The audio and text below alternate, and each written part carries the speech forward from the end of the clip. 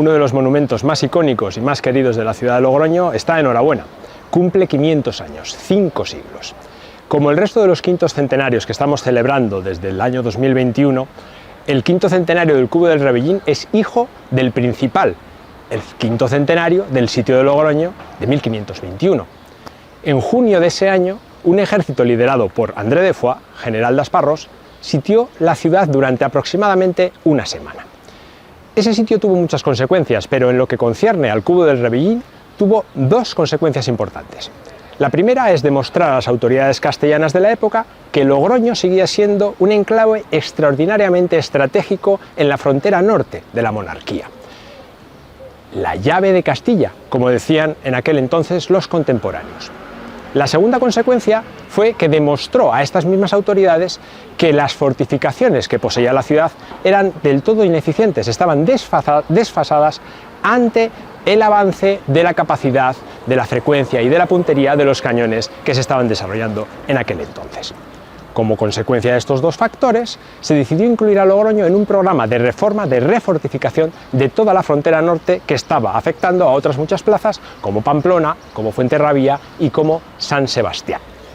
Conocemos muchos datos sobre la construcción del Cubo del Rebellín, que se realizó entre 1522 y 1524, gracias a una fuente documental fantástica que se conserva en el Archivo General de Simancas, en Valladolid. Se trata de una cuenta de gastos de la muralla logroñesa, redactada para los años 1498 a 1540. En ella, entre otras muchas cosas, se realizan apuntes, registros contables en torno a la erección de lo que entonces se denominó Cubo Nuevo, como digo, entre 1522 y 1524.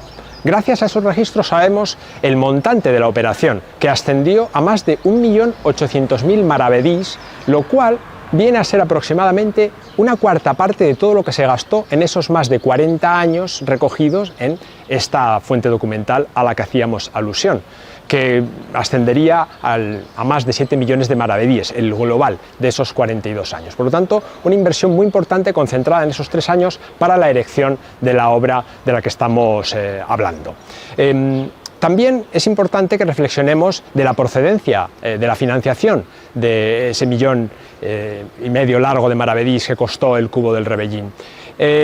Tenemos dos fuentes principales. La primera sería una sisa que otorgó el concejo logroñés sobre diversos productos y que generó bastante polémica, sobre todo en el clero logroñés, que se negaba a pagarla y que incluso produjo una huelga de gran parte de este clero. Anecdóticamente señalan algunas fuentes que se negaban incluso a realizar los oficios fúnebres, con lo cual pueden imaginarse las graves consecuencias que esto tenía al dislocar gran parte de la vida de la sociedad logroñesa de aquel entonces. La segunda fuente de financiación para las obras del Cubo del Rebellín procedía de un juro que había sido incautado por el emperador al mariscal de Navarra, que había sido considerado traidor a Castilla, puesto que se había alineado con el pretendiente navarro, Enrique de la Brit. Este juro realmente fue la parte más importante a la hora de conseguir la financiación necesaria para la erección del Cubo del Rebellín. Curiosamente, la devolución del juro al mariscal de Navarra, al hijo ya, que fue perdonado en 1525, va a coincidir con el estancamiento de las obras del resto del perímetro defensivo. Es importante también que reflexionemos en torno a las personas responsables de la erección de esta obra y también de la contigua Puerta del Camino. Tenemos el nombre del maestro cantero que estuvo a pie de obra realizando los principales trabajos y que es un personaje bastante conocido en la época, Lope de Isturizaga. Venía de trabajar en San Sebastián y posteriormente en 1524 seguiría con sus trabajos en otros lugares como Berlanga de Duero. No en vano, si ustedes visitan este castillo de Berlanga de Duero, una obra realizada para el condestable del Castilla, verán que sus cubos son idénticos, prácticamente gemelos al que tenemos ahora en imagen. No es tan sencillo determinar quién es el autor, llamémosle así, intelectual. ¿Quién dio la traza, los planos que se siguieron para levantar esta obra? Los especialistas en arquitectura militar hablan de Diego de Vera. Diego de Vera era el gran especialista en artillería y en poliorcética de la época, en la Castilla de aquel entonces, y había participado en numerosas batallas y en numerosas obras de fortificación a lo largo y ancho de la geografía hispana. Además, gracias al proyecto que lideré en los años pasados, hemos sabido que Diego de Vera estuvo presente en el cerco de Logroño en 1521, se encerró detrás de estos muros con un grupo de hombres que traía de refuerzo y por lo tanto conocía a la perfección cuál era el estado de las defensas en aquel entonces, conocimiento que le habría podido servir, lógicamente, para realizar la reforma que estamos contemplando. Es un indicio circunstancial porque, como digo, permanece el ministerio, no se han conservado las trazas y no podemos asegurar con total certeza que Diego de Vera sea el autor intelectual, el autor de las trazas del cubo de Logroño, del cubo del Rebellín de Logroño. El cubo del Rebellín pertenece a un periodo que los historiadores de la arquitectura militar denominan fortificación de transición. Es un periodo que se inicia en la segunda mitad del siglo XIV y que va a terminar precisamente en la década de los 20 del siglo XVI, que es justo cuando se está erigiendo el cubo del Rebellín. ¿Esto qué significa? Pues que prácticamente desde su nacimiento el cubo del Rebellín es una obra militar obsolescente. 10 años después, Micer Benedetto de Rávena y Pedro de Guevara, dos ingenieros de la época, emitirán un informe demoledor en el cual van a recomendar que todo el perímetro defensivo logroñés sea reformado, incluido el denominado entonces Cubo Nuevo.